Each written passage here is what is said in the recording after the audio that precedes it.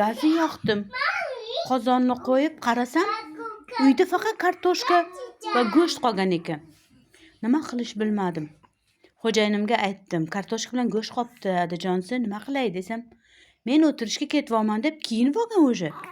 O'zing udda biron ayolsan, yo'qdan bor qiladigan ayolsan. Senga ishonaman xotinjon. O'zing biror narsa pishirarsan dedilar. Gazni ikkinchi tomonni yoqib, sariyog'chalarni soldim-da, unlarni qovurishni boshladim. Unlarim qizargach, bor go'shtni mayda-mayda to'g'radim-da, sov oldim va yaxshilab qovurishni davom ettirdim. Yonida kartoshkachalarim qaynaverdi. O'zim udda biron ayolman, yo'qdan bor qilaman. Erimni ha deb narsa yo'q, uyda qolmadi deb boshini qotiradigan ayol emasman. Erim ham shuncha 3 ta bolam meni boqib yuribdi, birimiz ikki bo'lsin deb shu bizni deb yuribdi.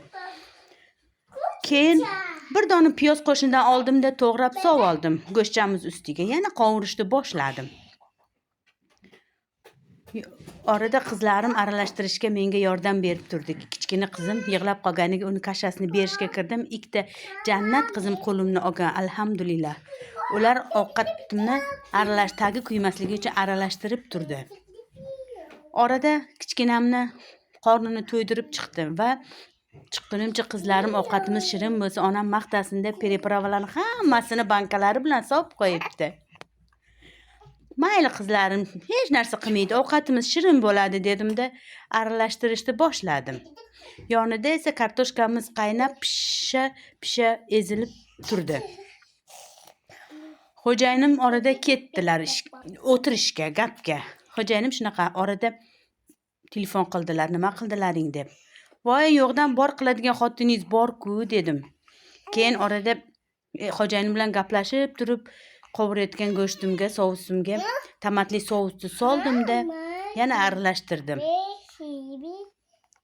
Xo'jayinim bilan gap bilan bo'lib turib, qarasam kartoshkam pishib qopti.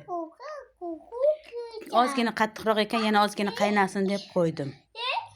Keyin orada qizlarimga kofe damlab berib, chiqdim-da, qaylachamga zelinlarni to'g'rab soldim va kichkina qizim kelib menga yordam berdi, birga aralashtirdik.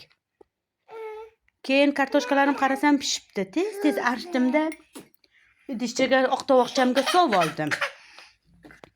Sov oldimda bir aylantiruvdim, pyurega aylanib qoldi. Obchajonim jo'natgan, qishlog'idan jo'natgan sariyog'chalarni solib, purmilkini quyuq sutlaridan, yuqori foizli sutlaridan soldim-da, kartoshkalarni ezib, jahlimni kartoshkadan oldim. Kartoshkalar yaxshilab ezganimdan keyin qarabsizki, ovqatim ham tayyor bo'ldi. Oldim-da, tarelkachamni onajonim qilgan madona tarelkachalarimga sov oldimda pyureydi. Ustidan sirli souslarni quyib, qaylachamni soldim-da, to'xtab tur, senga yana